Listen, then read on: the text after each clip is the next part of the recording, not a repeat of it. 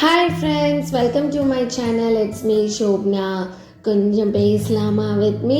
வாங்க சண்டேயோட full day vlog பார்க்கலாம். Morning பிரேக்ஃபாஸ்ட்லேருந்து night dinner வரைக்கும். ஸோ நார்மலாக எனக்கு வந்து வீக்கெண்ட் அப்படின்னா ஒரு 7 o'clock அந்த மாதிரி தான் நான் எந்திரிப்பேன். பட் சண்டே வந்து பார்த்திங்கன்னா ஆல்மோஸ்ட் 8:15 ஆயாச்சு. என்னமோ தெரியல, பயங்கர தூக்கம். ஸோ எழுந்துட்டு சஷ் வந்து தூங்கிட்டு தான் இருந்தான், ஹஸ்பண்டும் தூங்கிட்டு இருந்தாங்க. ஸோ எழுந்துட்டு காஃபி போட்டு குடிச்சிட்டு தென் பிரேக்ஃபாஸ்ட்டுக்கு ப்ரெட் ஆம்லேட் பண்ணேன். சிம்பிளான ஒரு ப்ரெட் ஆம்லேட் என்னோடய ஸ்டைலில். ஆம்லேட் வந்து நல்லா அந்த மாதிரி உடச்சி ஊற்றிட்டு 2 சைட் ப்ரெட்டு வச்சுட்டு சீஸ் வந்து பார்த்திங்கன்னா நான் ஃபுல்லாக வைக்க மாட்டேன், பிச்சு வைப்பேன். பிகாஸ் வந்து சம்டைம்ஸ் சீஸ் ஸ்லைஸ் ரொம்ப பெருசாக இருக்கும் அண்ட் ரொம்பவும் அதெல்லாம் ஹெவியாக சாப்பிட வேண்டாம்னு சொல்லிவிட்டு கொஞ்சம் அங்கங்கே வச்சுட்டு சில்லி ஃப்ளேக்ஸ் போடுவேன் அண்ட் பட்டர் வச்சு டோஸ்ட் பண்ணி எடுத்தாச்சு. என்னோடய ஸ்டைல் இவ்வளோ தான். சாஸ்லாம் நான் ரொம்ப யூஸ் பண்ண மாட்டேன்.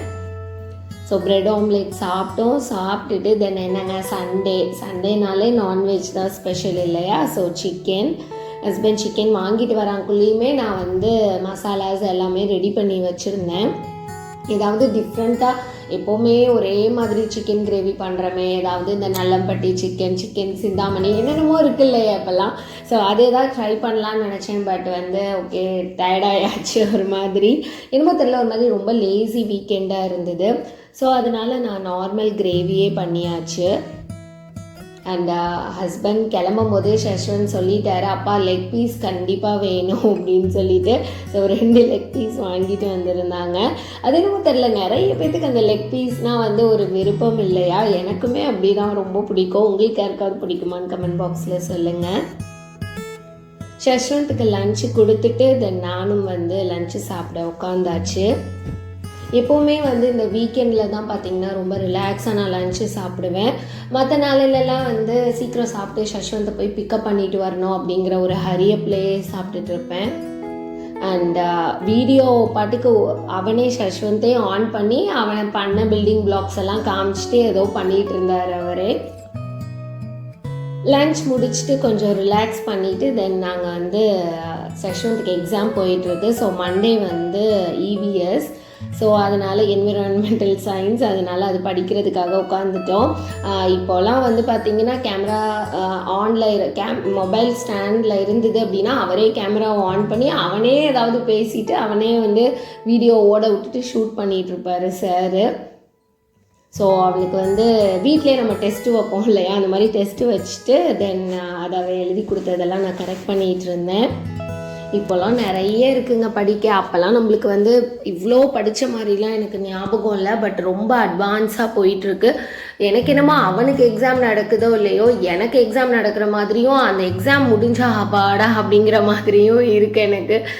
அப்பா தலையே சுற்றுற மாதிரி இருக்குது. ஃபர்ஸ்ட் ஸ்டாண்டர்ட் தான் போகிறாரு இப்போவே இப்படி. இன்னும் வந்து ஹையர் ஸ்டடீஸ்லாம் அவ்வளோதான், நம்ம ஒரு வழியாக ஆகிடுவோம் இல்லையா?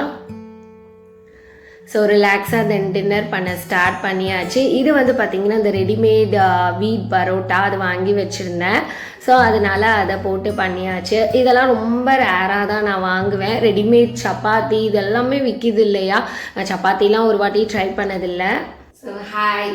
ஸோ ரொம்ப நாள் ஆச்சு நம்ம வந்து ஃபுல் டே விலாக் போட்டு. இன்றைக்கி வந்து ரொம்ப ஒரு சிம்பிளான அண்ட் ரிலாக்ஸான ஒரு விலாக் தான். ஸோ மார்னிங் பிரேக்ஃபாஸ்ட்லேருந்து நைட்டு டின்னர் வரைக்கும்.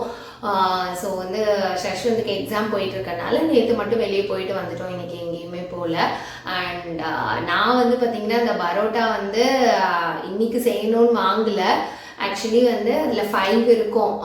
நான் வந்து வாங்கினது வேறு எப்பயாவது நம்ம பன்னீர் ஹோம்மேட் பன்னீர் ரெடி பண்ணி கிரேவி பண்ணி அதுக்கு யூஸ் பண்ணிக்கலாம், அதோட சப்பாத்தி போட்டுக்கலாம் அப்படிங்கிற பிளான் தான் இருந்தது. பட் இன்றைக்கி என்னமோ தெரியல, அந்த சிக்கன் கிரேவி இருக்கவும் எனக்கு வந்து கொஞ்சம் சாப்பிட்ணும் அப்படின்னு தோணுச்சு.